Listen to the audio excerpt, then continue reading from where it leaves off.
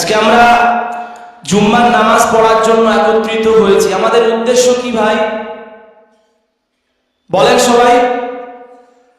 একত্রিত হওয়ার উদ্দেশ্য কি আমাদের? আল্লাহকে সন্তুষ্ট করা না শুধু নামাজ পড়া? আল্লাহকে সন্তুষ্ট করা। আল্লাহ যদি সন্তুষ্ট হয়ে যান তাহলে আমাদের কোনো কিছুতে বাধা আসতে পারে? বলেন বলেন, আসতে পারে না। এজন্য ইবাদত করা, দাসত্ব গ্রহণ করার একমাত্র উদ্দেশ্য হতে হবে তার সন্তুষ্টি অর্জন। আল্লাহকে যদি কেউ সন্তুষ্ট করতে পারে তাহলে আল্লাহ তাআলা কোরআনুল কারীমের মাধ্যমে জানিয়েছেন, যখন মানুষেরা জান্নাতে প্রবেশ করবে, জান্নাতীরা, তখন আল্লাহ তাআলা বলবেন রাদিয়াল্লাহু আনহুম ওয়া রাদু আন। এরা হচ্ছে সেই সমস্ত বান্দা যাদের ওপর আল্লাহ স্বয়ং সন্তুষ্ট এবং বান্দারাও আল্লাহর ওপর সন্তুষ্ট। বলি সুবহানাল্লাহ। আল্লাহর সন্তুষ্টি সবচাইতে বড় জিনিস। এই জন্য আল্লাহ বলছেন ওয়া রিদওয়ানুম মিনাল্লাহি আকবার যালিকা হুয়াল ফাওজুল আযীম। আল্লাহর সন্তুষ্টি সবচাইতে বড় বিষয়। কোরআনুল কারীমের মধ্যে সফলতার কথা বলতে কি আল্লাহ তাআলা জায়গায় জায়গায় বলেছেন যালিকাল ফাওজুল কাবীর, যালিকাল ফাওজুল আযীম। কাবীর যেখানে বলা হয়েছে সেখানে উদ্দেশ্য হচ্ছে জান্নাত প্রাপ্তি, আর যেখানে বলা হয়েছে আযীম শব্দ ব্যবহার হয়েছে সেখানে উদ্দেশ্য হচ্ছে জান্নাত প্রাপ্তির সাথে সাথে আল্লাহর সন্তুষ্টি অর্জন। সুবহানাল্লাহ।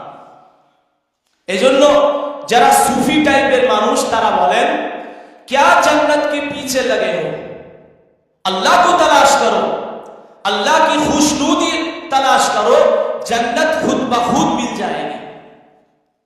আল্লাহকে তালাশ করো, আল্লাহকে চাও, আল্লাহ সন্তুষ্টি অর্জন করো। জান্নাতের পিছে কি ঘোরাফেরা করছো? আল্লাহকে পেলে জান্নাত তো অটোমেটিক পেয়ে যাবে, পাবে না? কারণ জান্নাতের মালিক কে? আল্লাহ। এই জন্য আমার ভাইরা, আমাদের পুরো জীবনের সমস্ত কাজের একমাত্র উদ্দেশ্য আল্লাহকে সন্তুষ্ট করা। করবো ইনশাআল্লাহ আমরা। আজকে পবিত্র জুম্মার দিন আপনারা একত্রিত হয়েছেন। আমি আজকে আপনাদের সামনে ইসলামের একটি ফরজ বিধান যাকাত নিয়ে আলোচনা করব। বিগত বছর জুম্মাতে যাকাত নিয়ে আলোচনা করেছি, তার আগের বছর হয়েছে আলোচনা। যেহেতু বছরে একবারই যাকাত নিয়ে আলোচনা আপনারা শুনতে পান, আর রমজান মাস আসলেই যাকাতের হিড়ি পড়ে যায়। মানে মনে হয় আমাদের দেখে যে রমজান মাসটাই হয়তো যাকাত দেওয়ার মাস। এটা ভুল ধারণা। যাকাত দেওয়ার পুরো বছর। একটি মানুষের যাকাত রমজান মাসেও ফরজ হতে পারে, শাওয়াল মাসেও ফরজ হতে পারে, শাবান মাসেও হতে পারে, রজব মাসেও হতে পারে, জিলকাদাতেও হতে পারে, জিলহিজ্জাতেও হতে পারে। এটা সাইকেল তো পুরো বছরটা। এই জন্য আমরা আমাদের দেখে মনে হয় যে রমজান মাসটাই হয়তো যাকাত দেওয়ার মাস। এটা ভুল ধারণা। হ্যাঁ, আমরা রমজান মাসে যাকাত এই জন্য দিয়ে থাকি যে বরকতের মাস, হয়তো বেশি দেখি পাবো, ভালো কথা। তো এই জন্য আমি নির্ধারিত সময়ের মধ্যে স্বল্পভাবে আর অল্প করে আমি আলোচনা করব। এতটা অল্প সময়ের মধ্যে বিস্তারিত আলোচনা করার কোনো সুযোগ নাই। এই জন্য মনোযোগ দিয়ে শুনবেন। যাকাত হচ্ছে আল্লাহ তাআলা সম্পদশালী যারা মুসলমান তাদের উপরে ফরজ করেছেন। যাকাত নামকরণ কেন হয়েছে? যাকাতের দুটো অর্থ, একটা হচ্ছে পবিত্রতা আর একটা হচ্ছে বৃদ্ধি পাওয়া। যাকাত যখন দেওয়া হয় তখন মানুষের সম্পদ পবিত্র হয়, আর মানুষ যখন তার সম্পদ থেকে যাকাতকে বের করে দেয় তখন আল্লাহ তাআলা সেই সম্পদের মধ্যে বরকতের বৃদ্ধি ঘটান। এই জন্য যাকাতকে যাকাত বলা হয়। যাকাতের মাধ্যমে সম্পদ পবিত্র হয়, আর যাকাত প্রদানের মাধ্যমে সম্পদের মধ্যে বরকত বৃদ্ধি পায়। এই জন্য আল্লাহ তাআলা আমাদেরকে যাকাত দেওয়ার কথা বলেছেন। আল্লাহ তাআলা চান যে আমাদের অর্জিত সম্পদ সবসময় পবিত্র থাকুক, আর সেই সম্পদের মধ্যে বরকত থাকুক। এই জন্য আল্লাহ তাআলা আমাদেরকে যাকাতের কথা বলছেন। ইসলাম সবসময় কোয়ালিটির কথা বলে, কোয়ান্টিটির কথা বলে না। ইসলাম বলেনি আপনাকে যে 1000 রাকাত নামাজ পড়ো। ইসলাম বলেছে 2 রাকাত পড়ো, ভালো করে পড়ো, 4 রাকাত পড়ো, ভালো করে পড়ো। কাকের মতো সেজদা দিয়ে কোনো লাভ নাই। হুড় করে কোরআন শরীফ শুনিয়ে আরামটা কিচ্ছু বোঝা যায় না, কোনো লাভ নাই। এই জন্য ইসলাম সবসময় কোয়ালিটির কথা বলে। আল্লাহ বলছেন আহসানু লিয়াবলুয়াকুম আইয়ুকুম আহসানু আমালা, আমি দেখতে চাই তোমাদের মধ্যে কে সবচাইতে ভালো কাজ করে, সবচাইতে বেশি কাজ করে। আল্লাহ বলেননি, বলেছেন সবচাইতে কে ভালো কাজ করে আসতে পারে। এই জন্য আল্লাহ, আমাদের মনে হয় যে আল্লাহ তো আমাকে সম্পদ দেননি, আমি তো কোটি টাকার মালিক না। ভাই, কোটি টাকার মালিক কিন্তু বরকত নাই, তাকে জিজ্ঞাসা করেন তার কোটি টাকা থাকা না থাকা সমান। কিন্তু একটি মানুষ, সে দিন রোজগার করে, দিন আনে দিন খায়, দিন খাটে দিন খায়, কিন্তু ওই মানুষটার টাকাতে বরকত আছে। আপনি তাকে জিজ্ঞাসা করেন তার শরীরের মধ্যে, তার জীবন পরিচালনার মধ্যে কোনো রকমের সমস্যা নেই। আছে না এমন মানুষ ভাই? আছে না? আছে। এজন্য আল্লাহ তাআলা চান যে আমাদের সম্পদের মধ্যে বরকত থাকুক, আমাদের সম্পদ সবসময় পবিত্র থাকুক। এই জন্য আল্লাহ তাআলা আমাদেরকে যাকাতের বিধান দিয়েছেন। যাকাত কারা দেবে? সমস্ত মুসলমানের উপরে আল্লাহ তাআলা যাকাতকে ফরজ করেননি, বরং সম্পদশালী যারা তারা। এখন সম্পদশালী কারা? ইসলাম একটা পরিমাণ নির্ধারণ করেছে, সেই পরিমাণ মূল্য যদি কোনো মানুষের কাছে, কোনো মুসলমানের কাছে থাকে, তাহলে সেই মুসলমানের উপরে যাকাত ফরজ হয়ে যায়। সেই পরিমাণটা কতটুকু? দুটো পরিমাণ। একটা হচ্ছে 7.5 ভরি সোনা, যেটাকে যদি আপনি গ্রামে কনভার্ট করেন তাহলে সেটা দাঁড়াবে 87.5 গ্রাম সোনা। কিন্তু বর্তমান সময়ে এই যে পরিমাণ, এটা প্রযোজ্য নয়, কারণ এটার একটা শর্ত আছে। এই পরিমাণ তখন প্রযোজ্য হবে যখন কোনো মানুষের কাছে শুধুমাত্র সম্পদ হিসাবে সোনা থাকবে, আর কিচ্ছু থাকবে না, টাকা পয়সা থাকবে না, ব্যবসা বাণিজ্য দ্রব্য থাকবে না, চাঁদি থাকবে না, শুধু সোনা থাকবে। আপনারা বলেন তো, দুনিয়াতে এমন কোনো মানুষ আছে যার কাছে শুধু সোনা আছে আর কিচ্ছু নাই? এমন মানুষ পাওয়া কঠিন, নাই বলতে গেলে। এই জন্য এই যে পরিমাণটা এখন কোনো কাজের নয়। আর একটা পরিমাণ, সেটা হচ্ছে 52.5 ভরি চাঁদি, যেটাকে যদি আপনি গ্রামে কনভার্ট করেন দাঁড়াবে 612 গ্রাম চাঁদি। কত গ্রাম বললাম? 612 গ্রাম, যার বর্তমান মূল্য হচ্ছে 1,74,420 টাকা। আজকে 27শে ফেব্রুয়ারি রেট বলছি আপনাদেরকে আমি, 1,74,000। বরং এবছর তো চাঁদির বিশাল রেট বেড়ে গেছে। গত বছর 70-এর কাছাকাছি ছিল, কিন্তু এবছর 612 গ্রাম চাঁদির দাম হচ্ছে 1,74,420 টাকা। এই যে পরিমাণ, এই পরিমাণ যদি কোনো মুসলমানের কাছে সম্পদ থাকে, তাহলে ওই মুসলমানের উপরে যাকাত ফরজ হয়ে যাবে। তাহলে আমি আপনাদেরকে বোঝালাম যে কোন সম্পদশালী মুসলমানের উপরে যাকাত ফরজ।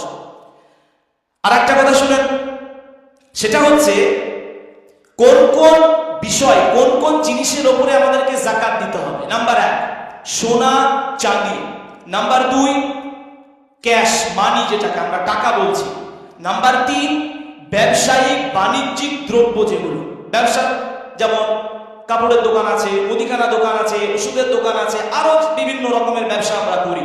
তো ব্যবসায়িক যে সমস্ত মালপত্র, সেই সমস্ত মালপত্রের উপরেও যাকাত ফরজ হয়ে থাকে, যাকাত দিতে হবে।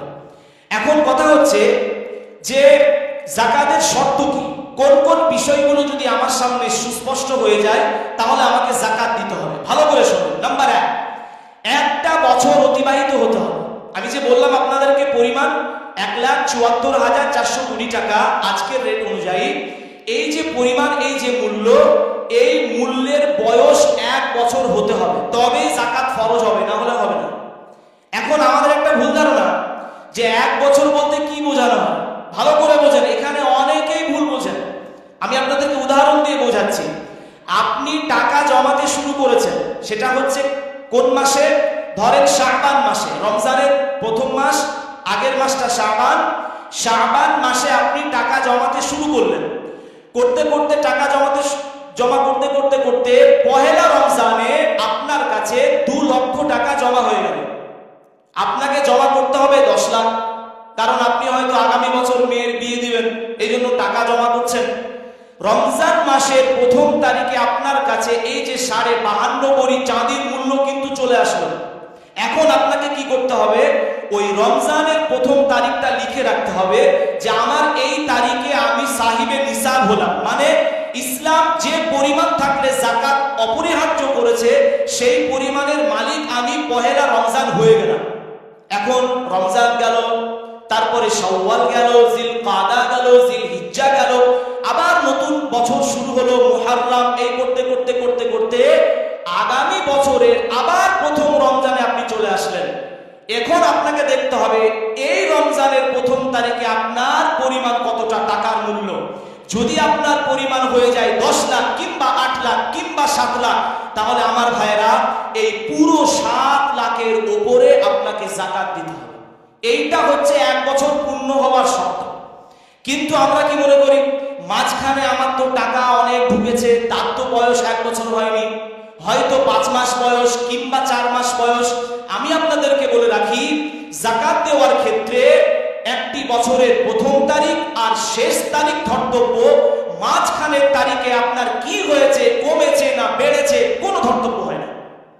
প্রথম তারিখ আর শেষ তারিখ এই দুটোকে আমরা কাউন্ট করব। প্রথম তারিখে আমার পরিমাণ কত ছিল আর শেষ তারিখে আমার পরিমাণ কতটুকু, এই দুটো তারিখ দেখে আমরা যাকাত প্রদান করবো ইনশাআল্লাহ। কথা বোঝাতে পারলাম আপনাদেরকে? অনেকে কি করেন, আমি হজে যাব বলে টাকা জোগাড় করছেন। এখন মানুষ মনে করে হজও তো একটা ইবাদত, যাকাতও একটা ইবাদত, তো ওই ইবাদতে যেহেতু খরচ করবো তাহলে আমাকে যাকাত লাগবে না। কেন লাগবে না? আপনি হজ করবেন বলে টাকা জমাচ্ছেন, ওই টাকার উপরেও প্রত্যেক বছর আপনাকে যাকাত দিতে হবে যদি পরিমাণ পর্যন্ত পৌঁছে যায়। একটা মানুষ দাদা কিংবা নানা 3-4টে নাতি নাতনি আছে, সবাইকে কিছু করে টাকা দিয়েছে, এখন শেষেরটা বিয়ে হবে, ওই নাতনির জন্য টাকা জমাতে শুরু করেছেন যে নাতনিকে আমি মালা দিব 3-4 ভরি। আপনি যে টাকা জমা করছেন, যত বছর ধরে জমাবেন, যদি পরিমাণ অবধি চলে যায়, আপনাকে ওই টাকার উপরে যাকাত দিতে হবে। এক কথায় আপনি যে সেভিংস করছেন, ওই সেভিংসের বয়স যদি 1 বছর হয়ে যায় আর পরিমাণ অবধি যদি ঠেকে যায়, অর্থাৎ 52.5 ভরি চাঁদির যে মূল্য, ওই মূল্য অবধি যদি হয়ে যায়, আপনাকে যাকাত দিতে হবে। কথা বুঝাতে পারলাম ভাইরা? 40 বেজে গেল, শেষটা শোনেন।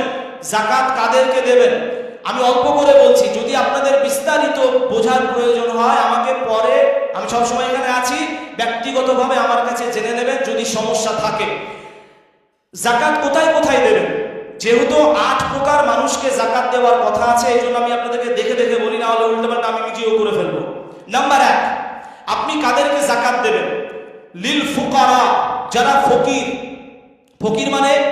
ফকির মানে হচ্ছে যারা হাত পাতে টানে না। ফকির মানে ইসলাম বলেছে যাদের টাকা আছে কিন্তু 52.5 ভরি চাঁদির যে মূল্য, সেই মূল্য পরিমাণ টাকা নেই। তার মানে এই বছর যাদের কাছে 1 লাখ টাকা আছে সে ফকির, 1,20,000 সে ফকির, 1,50,000, 1.5 লাখ টাকা আছে, শুধুমাত্র 1.5 লাখ টাকার মালিক, সেও ফকির। তাকেও আপনি যাকাত দিতে পারবেন। শুধুমাত্র যারা হাত পাচ্ছে সে ফকির না, ওটা আমাদের বাংলা ভাষায় ফকির। আরবি ভাষায়, ইসলামী পরিভাষায় সে ফকির নয়। ইসলামী পরিভাষার ফকির হচ্ছে টাকা তো আছে কিন্তু 52.5 ভরি চাঁদির যে মূল্য, সেই মূল্য পরিমাণ তার কাছে টাকা নাই, এমন ব্যক্তিকে ফকির বলা হয়। এমন মানুষকে আপনি যাকাত দিতে পারবেন। নাম্বার 2, ওয়াল মাসাকিন, মিসকিনকে আপনি যাকাত দিতে পারবেন। মিসকিন যারা দিন খাটে, দিন খায়, ওই সমস্ত মানুষকে আপনি যাকাত দেবেন। নাম্বার 3, ওয়াল আমিলিনা আলাইহা, অর্থাৎ সরকার কর্তৃক যে সমস্ত মানুষকে যাকাতকে কালেক্ট করার জন্য নির্ধারণ করা হয়েছে, ওই মানুষদেরকে আপনি যাকাত দিতে পারবেন। নাম্বার 4, ওয়াল মুআল্লাফাতি কুলুবুহুম, কোন অমুসলিম তাকে আপনি ইসলামের সৌন্দর্য দেখাচ্ছেন, ইসলামের ভালো ভালো কথা বলছেন, সে ইসলামের দিকে একটু একটু করে ধাবিত হচ্ছে, কিন্তু সে ফাইন্যান্সিয়াল দুর্বল, আপনি তাকে টাকা দিতে পারেন যাকাতের, তাকে আপনি টাকা দেবেন। যেমন আমরা যাদেরকে এখন বর্তমান সময়ে নব মুসলিম বলি। নাম্বার 5, ওয়াফির রিকাবি, অর্থাৎ যে সমস্ত ওয়াফির রিকাবি গোলামদেরকে আপনি দিতে পারবেন। ওয়াল গানিমিনা, যারা ঋণগ্রস্ত তাদেরকে আপনি যাকাত দিতে পারবেন ঋণ পরিশোধ করার জন্য। ওয়াফি সাবিলিল্লাহ, আল্লাহর রাস্তা এটা একটা কম্প্রিহেন্সিভ ওয়ার্ড, ব্যাপক অর্থ রয়েছে এর মধ্যে মাদ্রাসা আসে, এর মধ্যে বিভিন্ন রকমের। কোন মানুষ তার মেয়ের বিবাহ দিতে পারছে না, আপনি তাকে দিবেন, এগুলো ফি সাবিলিল্লাহ। কোন মানুষ হজে যাবে, আপনি টাকা দেন। কোন মানুষ তাবলীগে যাবে, আপনি তাকে টাকা দেন। কোন মানুষ ইসলামের কল্যাণমূলক কাজ করবে, আপনি তাকে যাকাতের টাকা দিতে পারেন। ফি সাবিলিল্লাহ একটা ব্যাপক অর্থবোধক শব্দ। ওয়া ইবনিস সাবিল অর্থাৎ মুসাফির, যদিও সে কোটিপতি কিন্তু কলকাতা থেকে বহরমপুরে এসেছিল, তার পকেট মেরে নিয়েছে কেউ, সে মুসাফির, তার কাছে কলকাতায় ফিরে যাওয়ার আর টাকা নাই, আপনি তাকে যাকাতের টাকা দিতে পারেন। এই 8 প্রকার মানুষকে আপনি যাকাতের টাকা দিতে পারেন আমার ভাইরা। এই ছিল যাকাত নিয়ে কথা। পরিশেষে আমি একটা কথা আপনাদেরকে বলতে চাইবো, সেটা হচ্ছে সাদাকাতুল ফিতর। সাদাকাতুল ফিতর এটা হচ্ছে রমজান মাসের ইবাদত। যাকাত তো পুরো বছরের ইবাদত, শুধু রমজান বলে না, কিন্তু সাদাকাতুল ফিতর যেটা, এটা হচ্ছে পুরো রমজানের ইবাদত। সাদাকাতুল ফিতর মানে কি? নবীজি এক হাদিসের মধ্যে বলছেন যে আমি মুসলমানদের জন্য এটাকে ওয়াজিব করে দিলাম। কেন? কারণ মুসলমানরা রোজা রাখে, রোজা রাখতে গিয়ে অনেক সময় উল্টোপাল্টা কথা বলে, অনেক সময় অশ্লীল কাজ করে বসে, তখন কি হয়? রোজাতে একটু ঘাটতি হয়ে যায়। এই ঘাটতিটাকে পূরণ করার জন্য আমাদের নবী মুহাম্মদ সাল্লাল্লাহু আলাইহি ওয়াসাল্লাম সাদাকাতুল ফিতরের বিধান দিয়েছেন। আর কিসের জন্য দিয়েছেন? ঈদের দিন বড়লোকরা তো শুধু আনন্দ করবে তা হয় না, তাই না? যারা বড়লোক, যারা সম্পদশালী, তারা আনন্দ করবে, তারা ক্ষীর পায়েস লাচ্ছা খাবে, আর যারা গরিব মানুষ তারা কিছু পাবে না, এমনটা তো হয় না। ইসলাম এই যে সামাজিক বৈষম্যকে দূর করেছে, এই জন্য ইসলাম অর্ডার দিয়েছে, নবীজি আমাদেরকে বলেছেন তুরমাতাল লিল মাসাকিন, যারা গরিব, যারা মিসকিন, তাদেরও যেন ঈদের দিন তারা আনন্দ উপভোগ করতে পারে, এই জন্য তোমরা কিছু অর্থ ঈদের নামাজের আগে প্রদান করে দাও। ঈদের নামাজের আগে। কেউ যদি ঈদের নামাজের পরে সাদকায়ে ফিতর দেয়, ওটা সাদাকাতুল ফিতর আদায় হবে না, ওটা এমনি সদকা হবে। কিন্তু ঈদের নামাজের আগে আগে আমাদেরকে সাদাকাতুল ফিতর আদায় করতে হবে। সাদাকাতুল ফিতর আদায় করার জন্য শর্ত আছে আমার ভাইরা, যেমন করে যাকাত প্রদানের জন্য শর্ত আছে, সাদাকাতুল ফিতরের জন্য শর্ত আছে। সেটা কি? সবার উপর সাদাকাতুল ফিতর ওয়াজিব হয় না, প্রত্যেকটা মুসলমানের উপরে সাদাকাতুল ফিতর ওয়াজিব হয় না। ভালো করে শোনেন, কাদের উপর ফরজ হয়, ওয়াজিব হয়? নাম্বার 1, যারা যাকাত দিচ্ছে, অর্থাৎ যাদের উপরে যাকাত ফরজ হয়েছে তারা যাকাত দিয়েছে, রমজানেও তারা সাদাকাতুল ফিতর আদায় করবে। নাম্বার 2, যাকাত তো ফরজ হয়নি, কিন্তু তার কাছে অর্থ আছে এতটা যার মূল্য ওই যে বললাম 52.5 ভরি চাঁদির মূল্য। তাহলে বর্তমান এই বছর অনেকে সাদাকাতুল ফিতর বেঁচে যাবেন আপনারা, কারণ যদি কারো কাছে অর্থ না থাকে দিবেন কিভাবে? এই জন্য সাদাকাতুল ফিতর তাদের ওপর ওয়াজিব যারা যাকাত দিচ্ছে, বাকি যারা যাকাত দিচ্ছে না তাদের ওপরেও ওয়াজিব হবে। কখন? যদি তাদের কাছে 52.5 ভরি চাঁদির যে মূল্য, ওই মূল্য পরিমাণ সম্পদ থাকবে। একটু বুঝিয়ে বলি, আপনারা বলবেন এটা কিভাবে সম্ভব? কারণ যাকাতের জন্য একটা শর্ত, একটা বছর অতিবাহিত হওয়া, বছর বয়স হওয়া, কিন্তু সাদাকাতুল ফিতরের অর্থের জন্য এই শর্তটা নাই যে আপনার 1 বছর হতে হবে তারপরে আপনাকে সাদাকাতুল ফিতর আদায় করতে হবে না। সাদাকাতুল ফিতরের জন্য শর্ত হচ্ছে সম্পদ থাকা, তার বয়স 1 মাস হোক, চাই 1 দিন হোক, চাই 2 বছর হোক, এটা কোনো ফ্যাক্ট নয়। এই জন্য আমার ভাইরা, আমরা এই সমস্ত শর্তগুলোর প্রতি খেয়াল রেখে আমরা ইনশাআল্লাহ সাদাকাতুল ফিতর আদায় করব। আমি পরিশেষে আরেকটা কথা বলতে চাই, অনেক সময় হয়ে গেল, সভাপতি সাহেব কথা বলবেন। আমি যাকাতের কথা বললাম আপনাদেরকে। যাকাত দেওয়ার ক্ষেত্রে একটা কথা মনে রাখবেন, গরিব যারা, তাদের মধ্যে আত্মীয় তো আছে না? নাই, আছে না? তো আপনার যারা কাছের আত্মীয় তারা কিন্তু অগ্রাধিকার রাখে যাকাতের বেশি, দূরের চাইতে আগে কাছের গুলোকে দেবেন। যারা আপনার গরিব আত্মীয় আছে তাদেরকে আগে তাদেরকে দেবেন, তারপরে বাকি থাকলে অপরকে দেবেন। এটা হচ্ছে নিয়ম, উত্তম কথা বললাম আমি আপনাদেরকে। এই জন্য আমার ভাইরা, আমরা এইভাবে যাকাত দিব। আর আপনারা জানেন আমি পুরো মাস এখানে থাকছি, আমার মাদ্রাসা আছে, আমাকে আদায় করতে হয়, আমি আপনাদের তারাবির জন্য যেতে পারি না। তো যারা যাকাত দিচ্ছেন বা দেবেন, আমার একটু খেয়াল রাখবেন।